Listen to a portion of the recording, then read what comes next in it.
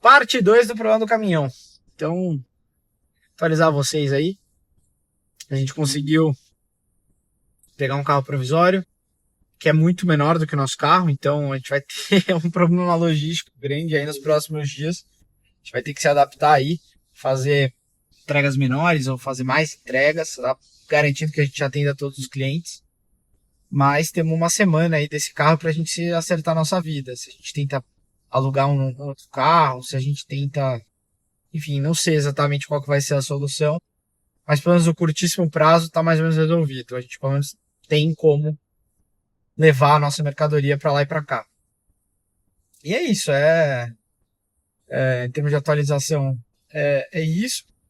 Acho que, enfim, é ruim que eu acabei tendo que pegar a estrada e é custo, né? Mas tudo bem, a gente fica regulando o custo do máximo que a gente pode, mas às vezes imprevistos acontecem, né? O que dói é que esse imprevisto tá aparecendo cada vez mais um erro humano mesmo. Então, parece que o mecânico acho que esqueceu de colocar o papelzinho do óleo, e aí a gente se confundiu nas datas, né? E aí quando confundiu, o caminhão rodou um pouco mais sem fazer troca de óleo, o óleo estragou, e aí, como os mecânicos gostam de falar, e eu aproveito para usar essa frase, bateu o biela. Então, fudeu.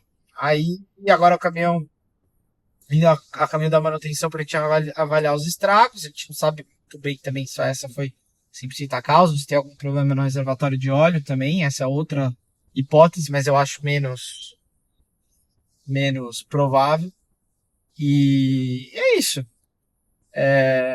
E aí a gente tem agora o momento para repensar o que a gente faz. A gente continua, conserta o caminhão, vende o caminhão, troca o caminhão, por conta que esse caminhão já não é bom mesmo. Então a gente poderia aproveitar o momento e fazer um ajuste de rota. Se a gente vai ter caminhão, essa é uma outra ideia. A gente poderia ou tentar terceirizar ou tentar comprar, alugar caminhão. Essa poderia ser outra saída. E aí agora a gente vai avaliar todas as possibilidades. Se a gente fica com o caminhão, vai para furgão, não sei muito bem o que a gente vai fazer. Mas tem esses caminhos aí pela frente. Eu tô cansado, né? Essa tensão que dá, né? Quando dá esses problemas, desgasta demais, fica moído, assim. É realmente sensação de que passa um caminhão em cima de você. Literalmente, podia ser o meu caminhão se ele estivesse funcionando, mas não tá. Passa um caminhão em cima de você, então tô tenso, tô cansado, só queria agora deitar e dormir, que eu não dormi nada essa noite. Mas ainda tem trabalho, ainda tem que emitir notas fiscais, tem mais algumas coisas para fazer ainda hoje. E a partir de amanhã é focar na solução do problema do caminhão, porque amanhã, 1 hora da tarde, o caminhão é avaliado. Tem que até ver que ele tá na estrada agora no guincho, em algum lugar, não sei exatamente aonde. E aí se eu dou um pulo lá amanhã para ver o caminhão, se sei ainda. Fora isso, eu ainda tenho 2 problemas comerciais para resolver, mas que hoje devem ficar de lado, eu não vou mexer nisso hoje. E resolvendo uma coisinha por vez, né? Eu preciso ver também o tipo de problema hidráulico que eu falei. Esse eu deixei na mão do funcionário, vou ver se ele resolveu. Ele falou que dava para resolver tranquilo. E assim vamos caminhando. Mais que canseira, cara. Que canseira.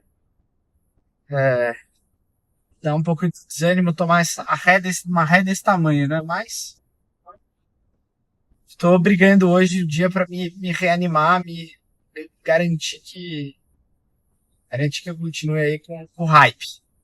E esse canal também tem sido, como eu falei, né? Eu tenho me divertido bastante gravando. Acho que ainda tem uma dificuldade de achar assunto. Então, se vocês tiverem ideia de assunto aí, me bota nos comentários.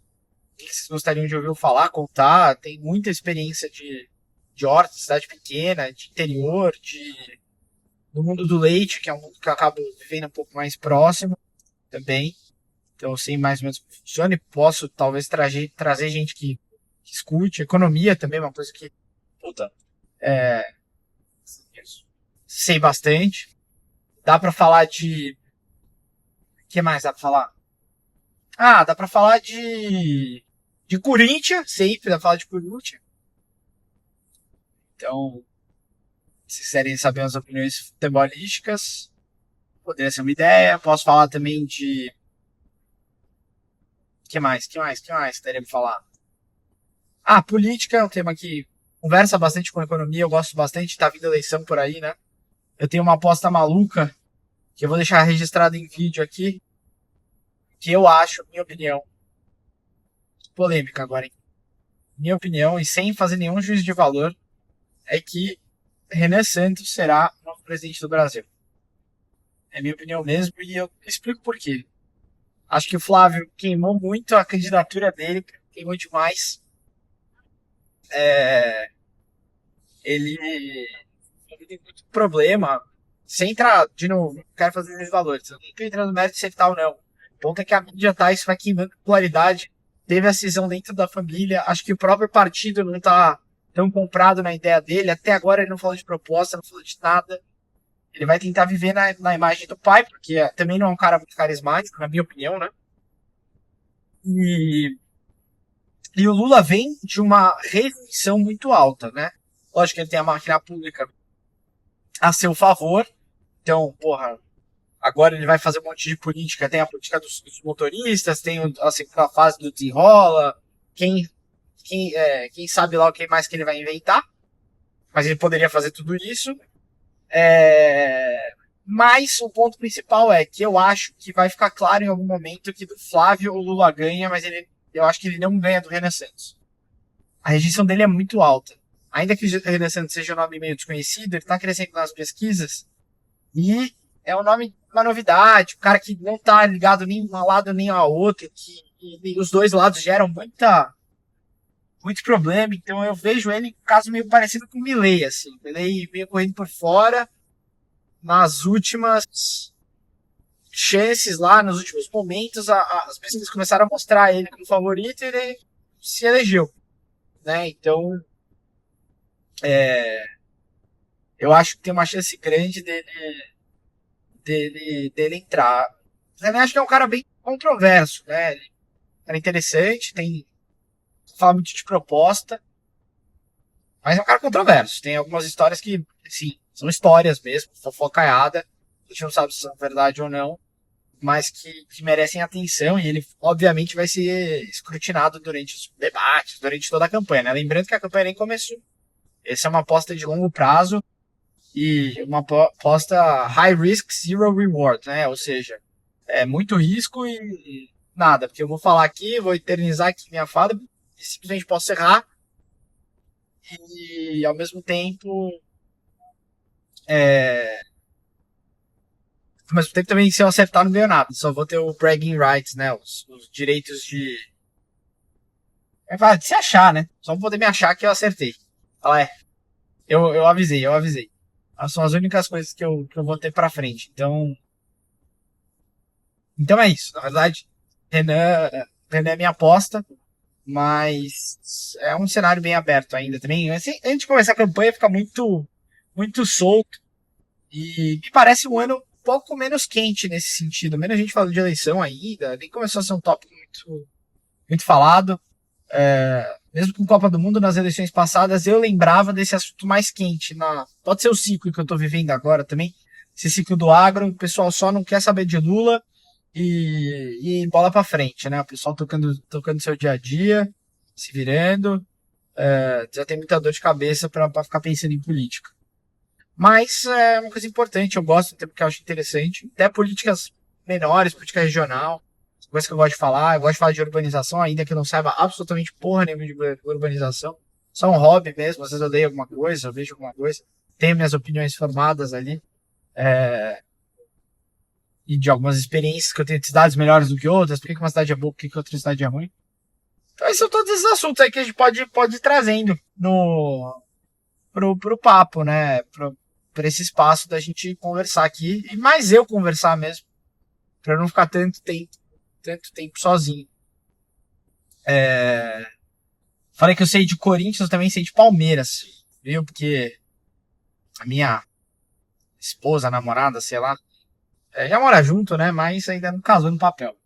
Mas a minha minha parceira, como ela gosta de falar, que ela não gosta de falar de namorar. Minha parceira é palmeirense, ela assiste, aí eu sou obrigado a assistir os jogos enquanto ela fica no Instagram. Ela vai ficar puta depois que ela escutar isso. Mas é, é mais ou menos assim. Funciona que ela assiste todos os jogos. Meio olho aqui, meio olho lá, né? Então, um olhinho no Instagram, outro olhinho na televisão.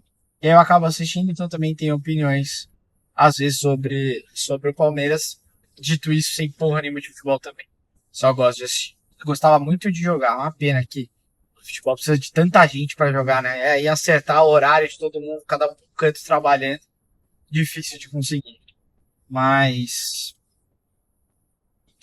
Mas acho que esse é outro assunto que daria pra comentar. Eu acabo acompanhando, né? Ontem assisti o jogo do Palmeiras. Assisti meio por cima, né? O Palmeiras jogou bem, mas o Coxa é muito ruim também, né? Puta merda. O time é horrível. Jesus Cristo. E, enfim, eu, como sou corintiano, sempre acho que tem favorecimento pro Palmeiras, né? Então, ali pareceu que teve um lance pra pênalti pra pênalti não, pra expulsão do Barbosa. Que teve um que deveria ser cartão amarelo, ele já tinha cartão amarelo, não foi, o outro poderia ser, VAR também poderia ter chamado, mas eu acho meio força a barra também. Sei não, eu tendo a achar que a arbitragem é no final só muito ruim, e não tanto que eles têm favorecimento para um lado ou para o outro.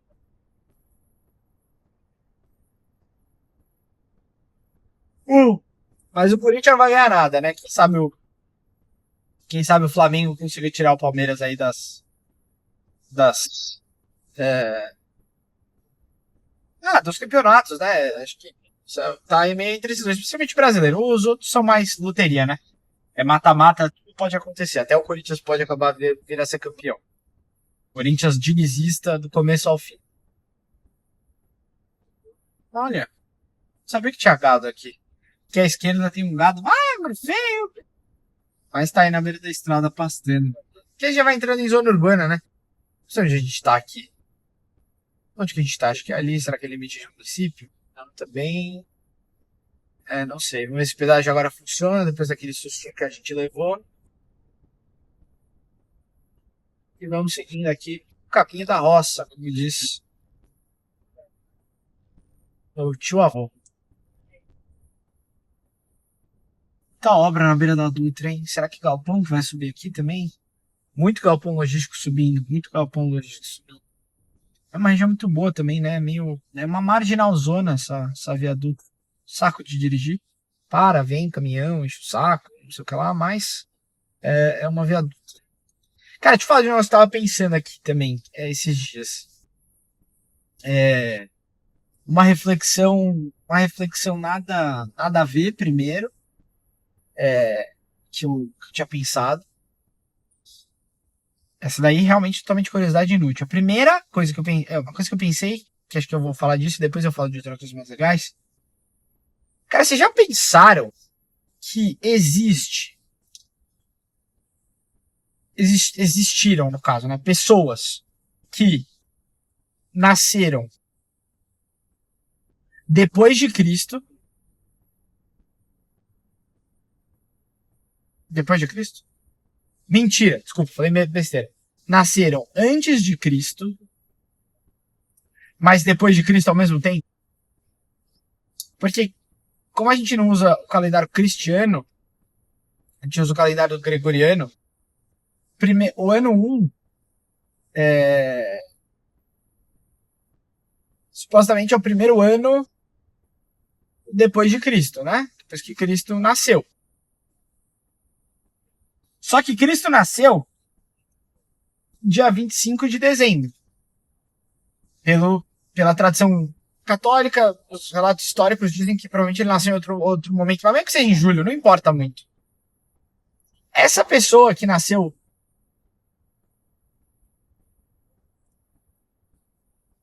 na verdade, enfim, tem gente nascida errado, né? Assim, que ele vai nascer depois de Cristo, que ele nasceu depois, então ele nasceu, sei lá, dia 26.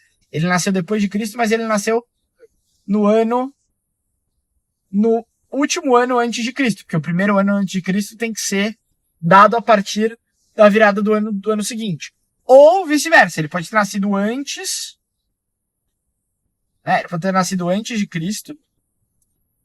Então, sei lá, dia 18 de dezembro, já é suficiente para ser antes de Cristo. E aí, se o ano que Cristo nasceu torna-se o primeiro ano depois de Cristo, então ele nasceu antes de Cristo e depois de Cristo ao mesmo tempo. Né? Uma reflexão curiosa aí. Fica essa reflexão aí jogada. Outra coisa nada a ver. Mas. É... a outra coisa que eu queria falar é, cara, é muito legal realmente o trabalho que a CIMED faz, né? Então, eu tenho pensado bastante e é um pouco desse podcast, dessa tentativa de trazer isso para dentro da minha marca, né? O Founder-led Growth, que agora todo mundo fala e tal. Mas acho que a gente tem tudo para ganhar com isso e essa tentativa. O meu problema é que eu não sou um cara muito carismático, mas é o que tem pro momento, né? Então a gente tem que tentar. Acho que aos pouquinhos eu tô me assimilando, não, ficando mais confortável em frente à câmera, falando pra câmera e tal, falando sozinho, que é um puta negócio esquisito. Tenta falar aí, 16 minutos sozinho. Puta merda, difícil pra caramba. Eu vou ficando mais solto também, mas eu ainda tenho muita dificuldade de gravar. Eu não sou um cara muito de foto, eu nem ativo. Eu tenho Instagram, mas fica nem ativado. Não gosto muito de rede social. Até gravar é uma coisa que surpreendentemente eu gostei, tá? Fazer esses papos, conversar, falar. Falar eu gosto, né? Mas rede social não é uma coisa que me pega muito. E até porque eu vicio. Então eu aboli da minha vida, assim, quase não uso. Eu uso mais o YouTube mesmo, que eu gosto de assistir e tal. Mas não tem jeito, né? Você tem que botar a cara a tapa. Então, o que eu quero começar a me forçar um pouco mais é gravar mais. Gravar a horta, gravar vídeo, gravar o problema. Tô tentando. Mas eu também não quero mostrar meus funcionários, porque acho que eles não tem nada a ver com isso. Então, enfim, acho que aos pouquinhos a gente vai ganhando corpo. Quem sabe esse canal não vira aí e me ajuda a pagar a bala que eu vou ter que pagar lá por causa da retífica do motor, que vocês ficaram sabendo do vídeo anterior aí. Então, puta merda, viu? Vou falar. Mas é isso. Afinal é isso. Sou empreendedor meio maluco e vamos pra cima. Sempre. Vambora. Acho que, bom, esse episódio ficou mais ou menos o tempo que eu já queria que ele ficasse. Uns 17 minutos aí também de falando sozinho. Já deu de ser maluco sozinho. Esse é um trecho bonito da Dutra. Antes da gente entrar realmente em zona urbana. Olha a quilometragem aqui só pra encerrar como eu sempre encerro os vídeos. Desculpa. Encerrar como eu sempre encerro os vídeos. E seguimos. Negócio de Cristo lá talvez seja um bom corte, né? Fiquei pensando aqui. Vou botar de corte isso aí. Vai gerar uma certa... Olha que de tarde bonito. Fim de tarde, né? Tarde, mano. É um dia meio esquisito, meio nublado, sei lá. Também não tá nublado. Caramba, não vai ter uma placa de quilometragem nessa bagaça pra poder encerrar o vídeo? Então estamos no quilômetro... Não aparece, até agora eu não vi nenhuma placa. Bom, teremos que ficar aqui, rodovia Presidente Dutra, até eu achar uma placa. Eu vou até eu achar uma placa. Mas vou até lá. Outras coisas legais que tem, acabei de lembrar. Tem muito da cultura do interior, então tem o Isaka, posso mostrar pra vocês a revoada, como as pessoas pegam. Acabou. Quilômetro 173 da Via Dutra. Fica essa ideia aí pro próximo papo. E por aqui eu encerro o vídeo. Valeu, pessoal.